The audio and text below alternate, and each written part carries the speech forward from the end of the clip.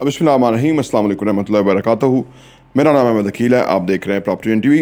एक doctor Zaheer America से आए पाकिस्तान, और उन्होंने यहाँ आके कुछ और डॉक्टरों के साथ उन्होंने मिलकर एक कंसोर्शियम सा बनाया डॉक्टर्स का। और फिर वो प्रेसिडेंट उस वक़्त के ज़ियाउल हक से मिले, और उन्होंने कहा कि हम यहाँ एक हॉस्पिटल खोलना चाहते हैं। ज़ियाउल हक ने उनको जगह फराहम कर दी शिफा इंटरनेशनल हॉस्पिटल के लिए।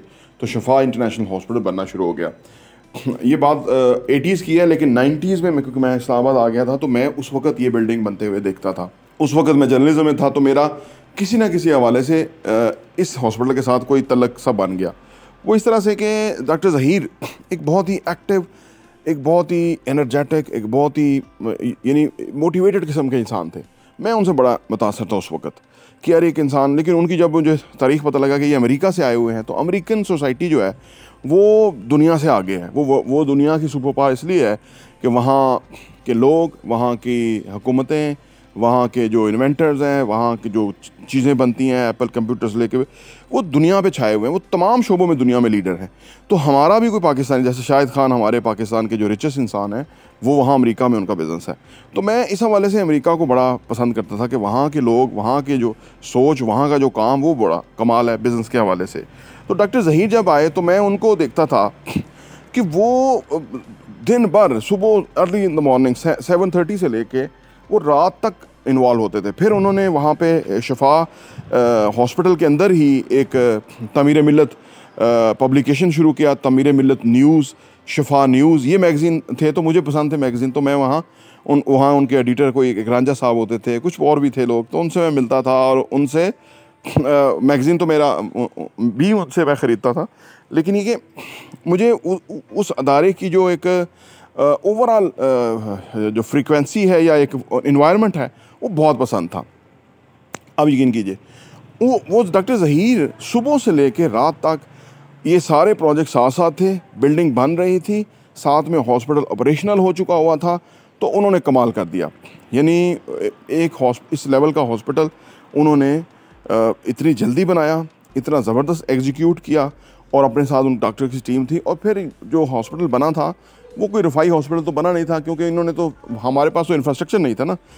वो लोग कि जो किसी और मुल्कों में बैठे हैं, तरक्की याफ्ता मुल्कों में बैठे हुए हैं, उनके लिए पाकिस्तान में अभी भी मौके हैं। डॉक्टर ज़हीर के लिए जिस तरह मौका था कि उनको हॉस्पिटल की जगह मिल गई बहुत ही सस्ती, और उन्होंने हॉस्पिटल एग्जीक्यूट कर दिया, और वो जो चाहते थे वो उन्होंने कर लिया, और वो इस दुनिया से भी चले गए हैं डॉक्टर ज़हीर। लेकिन उन्होंने जो ये हॉस्पिटल बनाया, ये बहुत बड़ी नीड थी फेडरल कैपिटल इस्लामाबाद की। फिर ये आज ये हॉस्पिटल जो है, इसमें रोज़ की करोड़ों रुपए की आमदनी है।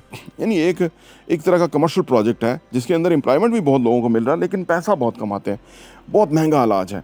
वो इसलिए कि यहाँ पे रिक्वायरमेंट थी। तो उस वक्त उन्होंने इसको वहाँ बैठ के, अमेरिका में बैठ के असेस कर लिया कि पाकिस्तान में इतना बड़ा, इतना अच्छा हॉस्पिटल जो है ना, आने वाले टाइम में रिक्वायर्ड होगा, और अभी भी रिक्वायर्ड है। और गवर्नमेंट तो नहीं बना सकती ना, गवर्नमेंट तो पिम्स वगैरह बनाया, उस पर ही इतना बड़ा लोड है।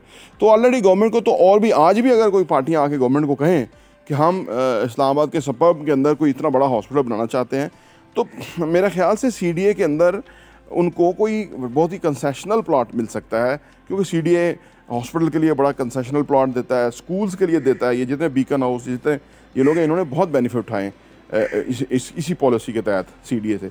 तो बहरहाल अर्ज़ करने का मतलब यह है कि ये हॉस्पिटल जो डॉक्टर ज़हीर ने बनाया, जो कि इस्लामाबाद के अंदर एक बहुत बड़ी नीड फुलफ़िल की, आल्दो के आम आदमी वहाँ इलाज नहीं करा सकता, लेकिन कम से कम वो लोग तो इलाज करा सकते हैं जिनके पास पैसे हैं।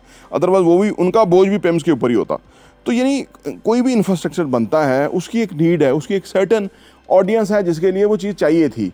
तो वो जितनी जल्दी बने बेहतर है। लेकिन मैं यहाँ जो आज की कहानी में जो असल बात मेरा डिस्कस करने का मकसद था, वो ये था कि अगर एक शख्स मोटिवेटेड हो, एक शख्स जो है वो कुछ करना चाहे, एक शख्स जो है वो क्लैरिटी के साथ हो और विजन के साथ हो, तो वो कितना कुछ अचीव कर सकता है या कितना कुछ बना सकता है। ये डॉक्टर ज़हीर की ज़िंदगी में हमने देखा कि जितना टाइम उनको मिला, 80 से ऑनवर्ड, कोई 30 साल या 35 साल, तो उन्होंने बहुत काम किया। उन्होंने बहुत लोगों को सिखाया, लोगों को एम्पावर किया, लोगों को उन्होंने एजुकेट किया, उनको जॉब्स फ्राहम की। यानी वो एक कमाल शख्सियत थे। तो अल्लाह ताला उनको की रहमत करे। हर एक ने चले जाना है, लेकिन उसका जो काम है वो यहाँ पे ज़रूर नज़र आएगा, और उसकी जो एफ़र्ट्स हैं वो ज़रूर हर एक को नज़र आएंगी। आज की कहानी से इतना ही। प्रॉपर्टी इंटरव्यू देखने का बहुत बहुत शुक्रिया।